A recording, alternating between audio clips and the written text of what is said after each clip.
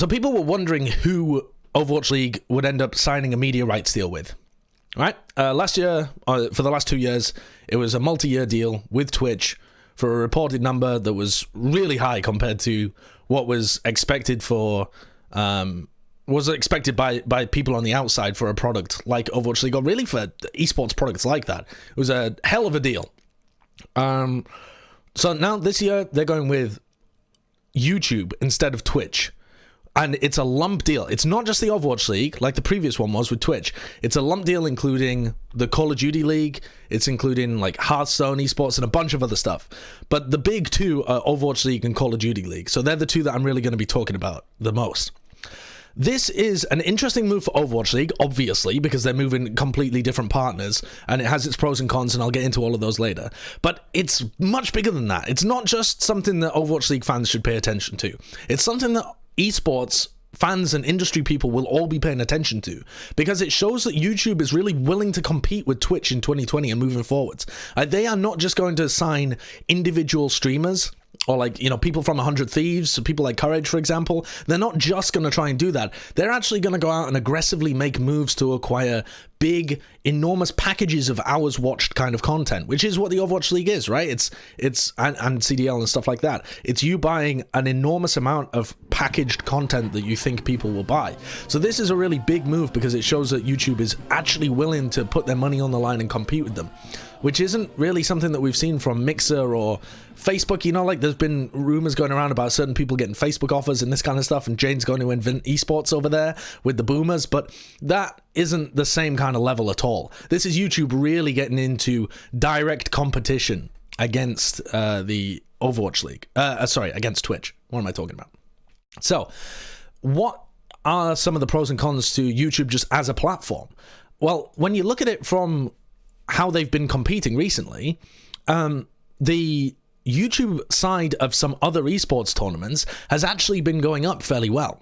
Right? There've been a bunch of stuff going around Twitter recently where people have been digging up the numbers, or not digging up, I suppose. It was League of Legends Worlds from 2019, right? So the most recent League of Legends Worlds actually had higher peak viewers on YouTube than it did on Twitch.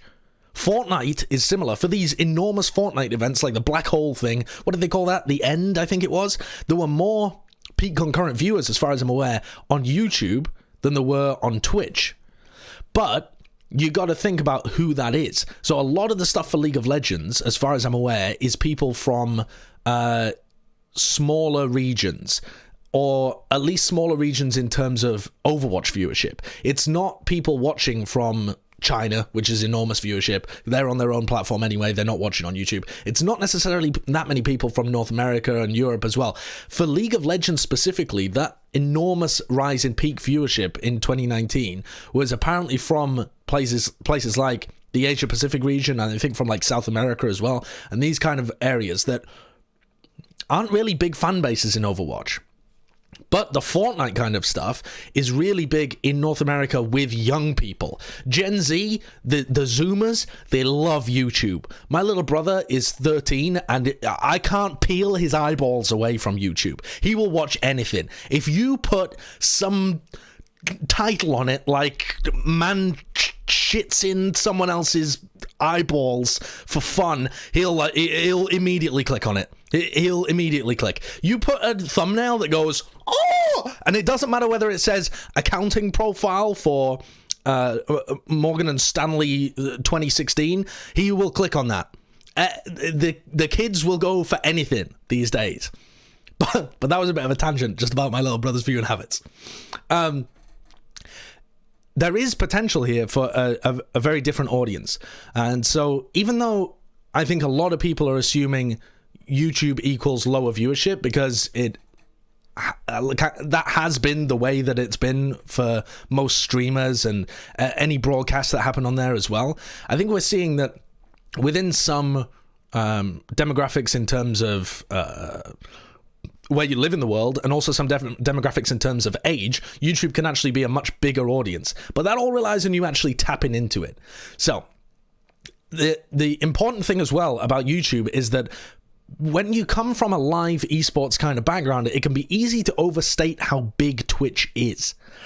YouTube absolutely dominates in terms of overall video game hours watched because of the VOD content, obviously. So in 2018, live gaming content, as in like live streamed stuff, only accounted for 17% of the 61 billion hours of gaming content that was watched in that year, right? So 61 billion hours of gaming content is watched in 2018, and only 17% of that is live. Now, that's obvious when you think about it, because VOD content is available for everybody at any point where you want to go and watch it, and platforms like YouTube just have so much traffic running through it and all of that kind of stuff. But I think for people who live and breathe Twitch and live esports content, that can often feel like it's a very significant part of the pie. Right? It's not as big as it seems. So when you look at live and VOD content altogether, all gaming content, YouTube accounted for 50 billion out of the 61 billion hours of content watched. So if you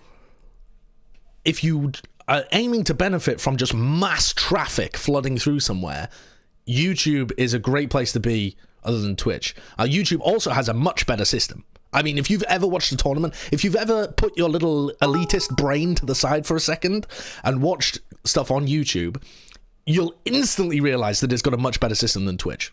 Apart from the Twitch chat, which has its own, I'll definitely agree with that, has its own unique culture in terms of how the emotes are used and the kind of history that it's built up, and it's got its own little ecosystem, I think.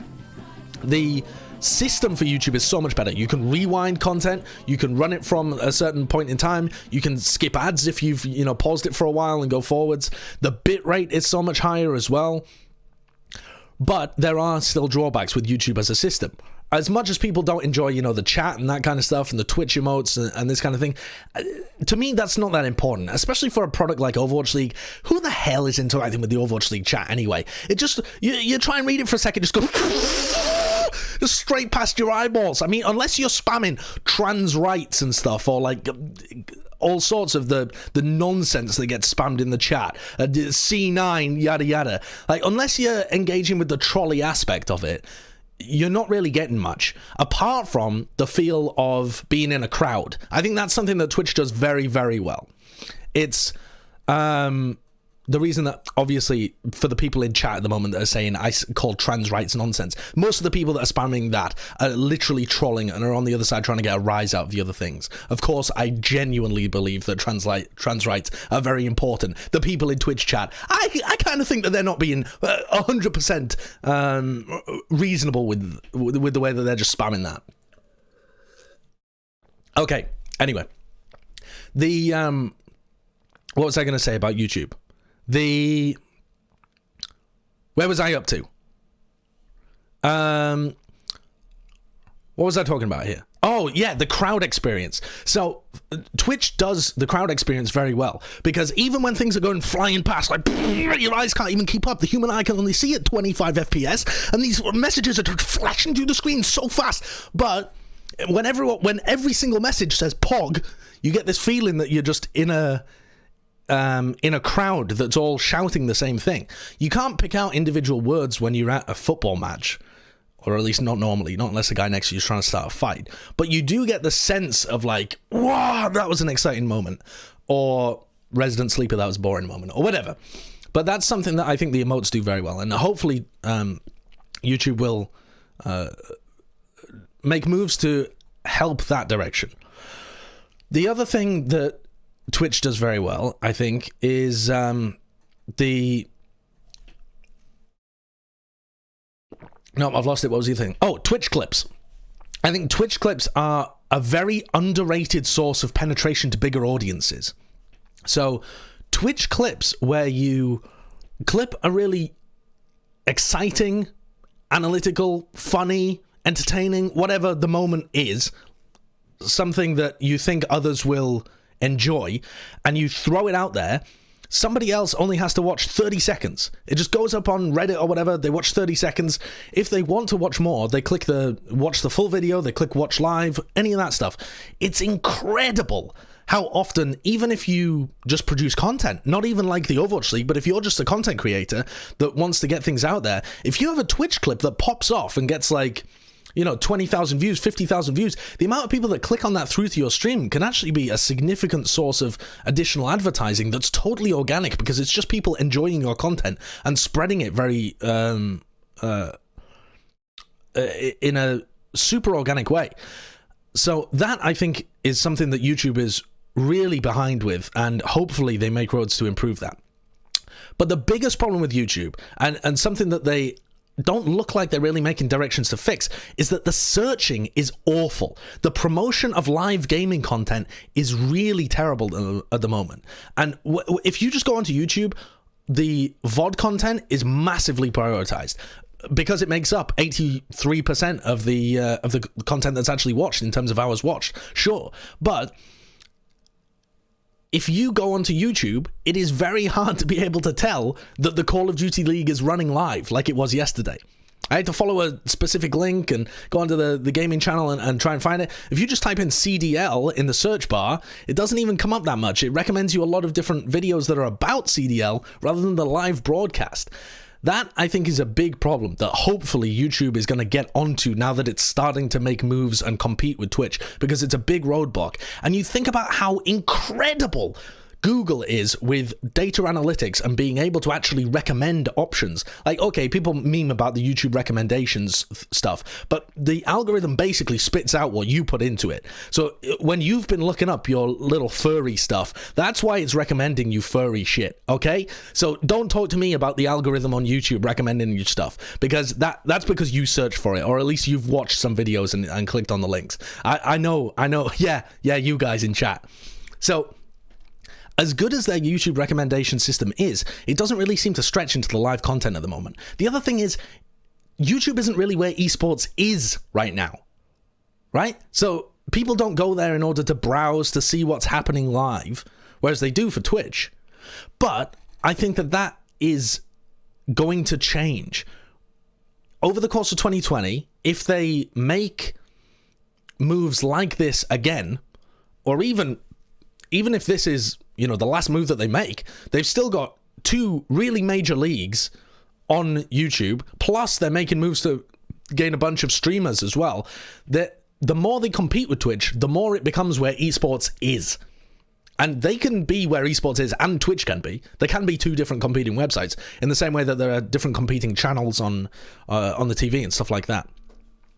So the normal issue of like, well, no one's going to go to YouTube gaming because no one's going to search for it, will be solved by more things being on YouTube gaming. It's a bit of a chicken and the egg problem. But the poor searching algorithms are really something that I think needs to be fixed, and hopefully will be fixed, given that this must be such a big move for YouTube to make, to actually acquire the rights to CDL and the Overwatch League.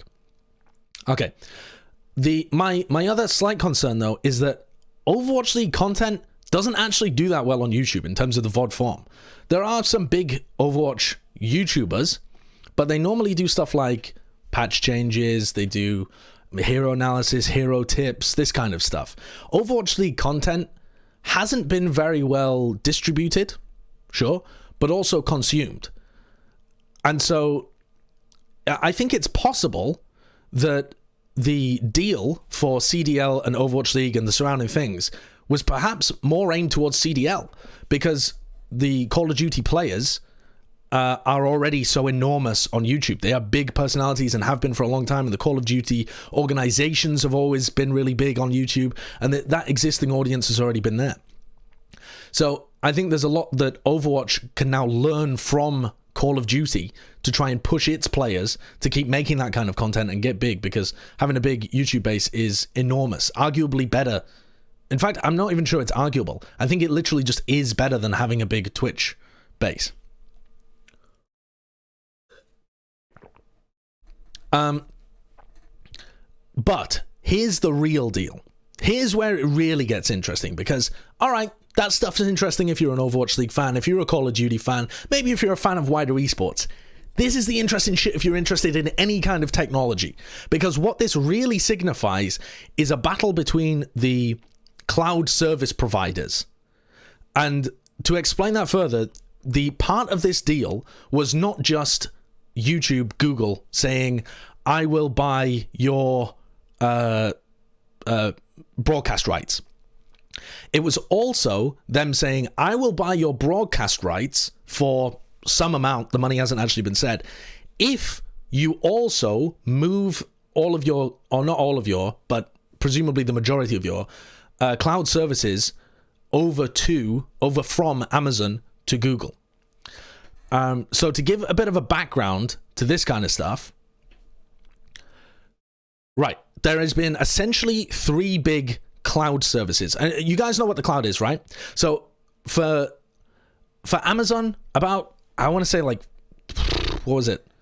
15 years ago, maybe more, maybe 20 years ago, I don't know, whenever AWS started up. But this is Amazon's cloud service. Essentially, because Amazon was expanding so quickly, they bought up a lot of server space to be able to expand massively, because they needed to put all of their stuff on servers eventually. And until they had expanded to that level, they sold the server space as like a cloud system to other people. And because they are benefiting from their economy of scale, as they as a company grow, it becomes more and more reasonable for them to buy equipment, like storage equipment and the facilities and the infrastructure to be able to run it at a lower cost, and they can then lease that out to other smaller companies who can't afford to buy the whole infrastructure. So Amazon has warehouses and servers and all of the infrastructure in place, and if you're a company, you can just pay Amazon to host all of your stuff on the cloud. You don't have to buy a warehouse and data servers and all of that stuff, all of that. So you can pay Amazon, and Amazon were the first to get into it, and then Microsoft came along, but Mixer aren't making any moves, so I'm not really going to talk about Microsoft that much. And then Google was the third one to come along, but they are really starting to make a lot of moves into the space, even more aggressively, I would say, within the last year. So Amazon have AWS, which is their cloud service. This is enormous business. I mean, astronomically enormous business, and with a huge anticipation that it'll increase over the next few years.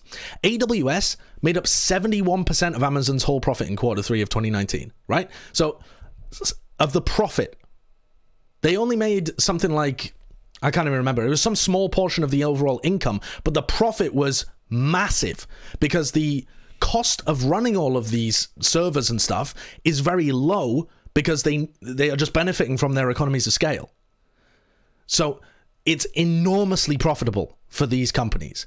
Military contracts, huge corporate contracts, this is huge business. And so having somebody like Activision Blizzard move over from Amazon to Google is a big deal. And the fact that they've tied it into this is huge. AWS, the Amazon one, in 2018, they made $25.7 billion from AWS. And they grew by 47%. Right? That's huge. They're the biggest. Now, you compare that to Google. Google, the GCP, which is their cloud service, was estimated to have made $6.8 billion in 2018. Massively less than the $25.7 billion of Amazon. But they grew by 94%. Right? So Google are really fast growing, but they are still behind Amazon. So here's the thing as well. As more and more companies transition into having everything hosted on the cloud, this industry just gets bigger and bigger and bigger. So in 2018, the CEO of cloud, the then CEO, I think she's actually moved on, of Google Cloud Services, estimated that only 10% of corporate infrastructure workloads were actually on a cloud basis, and she reckoned that almost all of them would be eventually. So if you think about the amount of money that they're making at the moment, that's from 10% of a potential pie that they're looking at in the future. I mean, they're looking at enormous growth in the future. Maybe not in the immediate future, but in the long term, once a lot of different companies start transitioning over to cloud-based stuff. So AWS, the Amazon one, is the biggest and the most developed. And apparently, I don't really know this because I don't work in the business or anything, but just from doing research about it, because I found it really interesting, Google is apparently the fastest in terms of latency and stuff. I don't know whether that'll have any effect in terms of what Activision Blizzard is doing with it, but I just thought that was an interesting little wrinkle as well, that it has that reputation, I suppose. And a lot of people have been moving over to Google. Netflix, Spotify, Apple, Snapchat have been moving over from Amazon or Microsoft to Google within the recent years. Actually, I'm not sure whether Snapchat actually moved. They might have just always been with Google. So Google is really interesting as well because the whole company specializes in open source, analytics, machine learning, big data, these kind of things. These are all enormously important for long-term development and for being able to turn what you have currently into growth in the future. And I think that if Activision Blizzard continues to work with Google in the future, and that this is something that they can pursue, I don't really know how the companies would interact or whether they would have access to any additional analytics or machine learning or big data that they wouldn't have with Amazon. But I think that that's an interesting little side point to it as well, that Google also has this reputation for being something where they use the much more cutting edge of kind of AI to be able to develop their stuff. So this is all incredibly interesting just from these three big companies battling it out, because what they're essentially doing, Google, is that they're using YouTube as the kind of lure to bring Activision Blizzard money into their cloud company, and they make enormous profits off of that. So it's a wonderful partnership that seems to benefit both sides. They sell broadcasting rights to Google. They say, hey, you can pay us money and we'll let you broadcast our stuff. And Google says, all right, we'll pay for that. We'll give you an offer to use our stuff instead of Amazon's. Give us your money instead of Amazon, and we'll do it. So money has been presumably exchanged both ways, right? So Activision Blizzard has paid Google for the cloud, for the preferential use of their cloud, or not the preferential use, but the fact that they are their preferential partner to put stuff on Google's cloud. Sorry, did I say Amazon? I meant Google. So Activision Blizzard pays Google money to host it on their stuff, but Google also pays them for the broadcast rights. But there haven't been any figures released yet, right? So there's no way at the moment of knowing how much money was exchanged both ways, or to have any idea of the size of the media rights deal. The media rights deal for the last 2 years has been reported on extensively, actually. But just because money was exchanged both ways does not mean it was some bullshit under the table handshake deal, which I know that people will immediately jump to, because in some people's brains, if you give money for one thing and the other person gives money for another thing, that just seems like a fair deal to some people. Like they just agreed, oh, we'll just do a swapsies. That's fine. And then they're just going to broadcast the money later and claim that it was a huge deal. This is a huge deal. This is not some kind of bullshit tit for tat kind of thing. Because Activision Blizzard were already paying presumably enormous amounts for AWS hosting on Amazon. Right? And so they were already paying for this, I suppose feature is like the best way of putting it. They're already paying for this service. And now they're paying a different company for the service, but that switch was part of the deal in the media rights. That means that even when the figures do get released, you can't just work out the difference in money. You can't just say, oh, Activision Blizzard paid 10 quid and Google paid 20 quid. That means the broadcast rights were worth 10 quid. That makes no sense, because you would have to already know how much they were paying Amazon previously in order to work out what the actual value of the broadcast rights deal was. So even if figures get released in the future, it will be very difficult to actually figure out what the value of the broadcast rights deal was, because it would require you to put a pin on the number of what the switch was worth to Google, and whether or not they gave them a good deal on it or whatever stuff. Who knows, right? So I just want to prep people for that, because I can feel it in my bones that at some point this figure is going to be released and people are just going to be like, well, clearly it was worth £2.50 then. And it's just going to like boggle my brain that because you can't just work out the difference between these two deals and say that that was the media rights value. It doesn't make any sense unless you know how much they were already paying for Amazon to host them on the cloud. All right, which is unfortunate, because if they do come out and give a numeric deal for the broadcast rights, I think those are really interesting numbers. I think the numbers that were reported last 2 years, incredibly interesting for the esports industry. To be able to compare to other leagues, to be able to just have a feel for where esports is, to be able to feel whether the broadcast rights deal was worth more after the first 2 years or less after the first 2 years or whatever. Anyway, that's the big cloud kind of thing. Let's wind it back down to the team level, though, for a second, because there was a report also, totally different, from Stern, from a guy called Mr. Stern. I can't remember who he reports for. It was on Twitter that I saw it. Let me see if I can find it. And he said in a tweet that he reported that is it Howard's... No. Okay, here it is. Wait, I found it. Oh, I've just Googled Stern Owl, and I've got...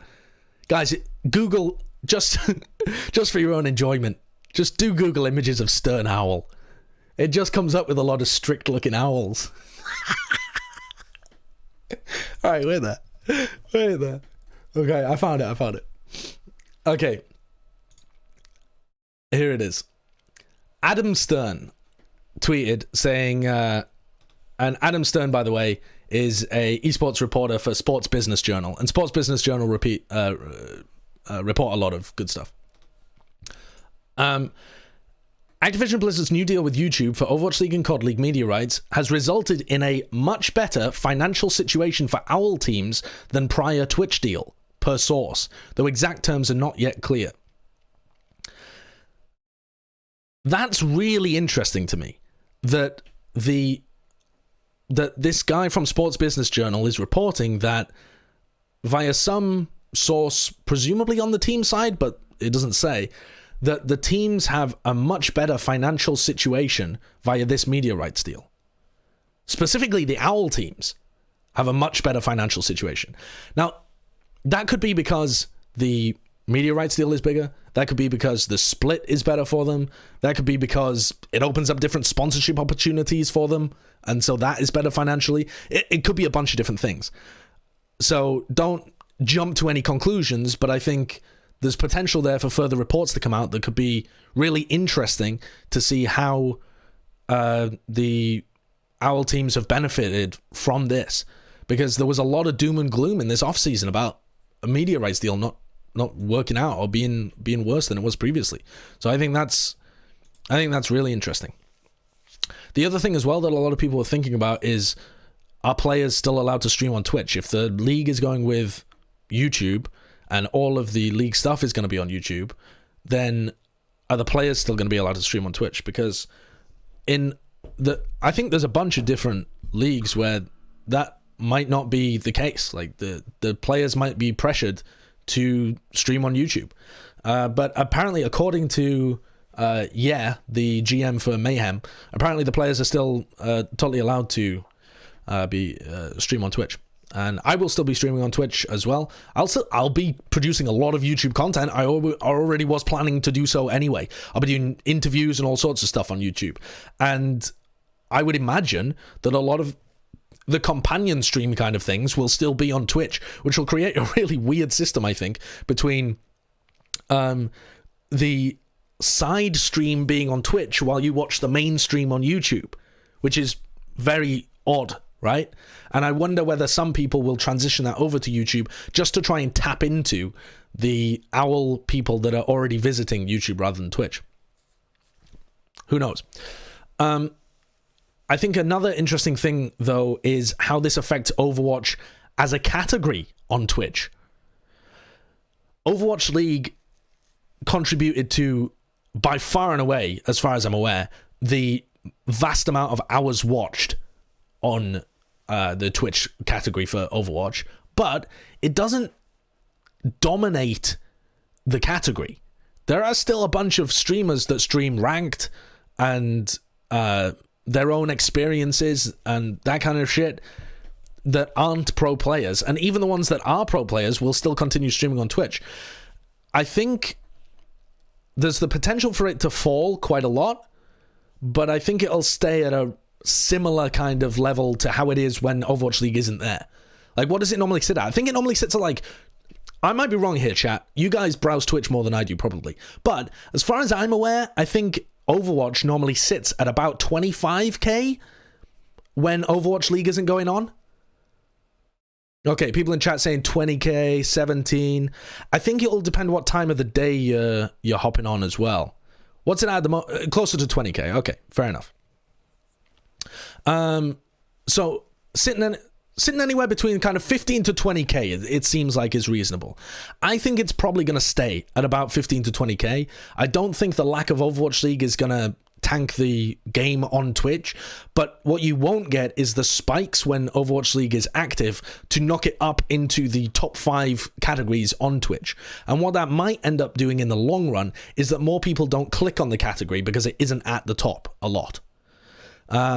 So I could see it having some knock-on effects. The big question here, I think, for everybody that's looking at this deal who has some kind of interest in Overwatch League is whether or not the growth potential from YouTube, young viewers all over the world in different areas where Twitch isn't as popular, the VOD content that could potentially get a lot bigger, and the side content that other people will make, and also the potential for advertising if YouTube actually advertise the live content much better than they are currently. That growth potential could match whatever loss you get from not being on Twitch, which is the main platform. But it's still very much up in the air. No one really knows how the viewership is going to be affected. But it's a very, very interesting deal for esports as a whole, because it shows that YouTube is able to compete with Twitch, or is at least willing to try. And it's very interesting as an overall tech discussion, because it's a hyper interesting battle between these 3 big companies for enormous amounts of revenue and massive profit, and we are now on the cutting edge of that, which is incredible. And I could see other I could see Google using YouTube to reach out to companies and get them on its platforms, its cloud platforms, more and more. It seems like a very viable strategy to dangle the carrot of YouTube money in front of them and then sucker them in and get them on your side instead of on Amazon's for the cloud stuff in the future. I think that's incredibly interesting.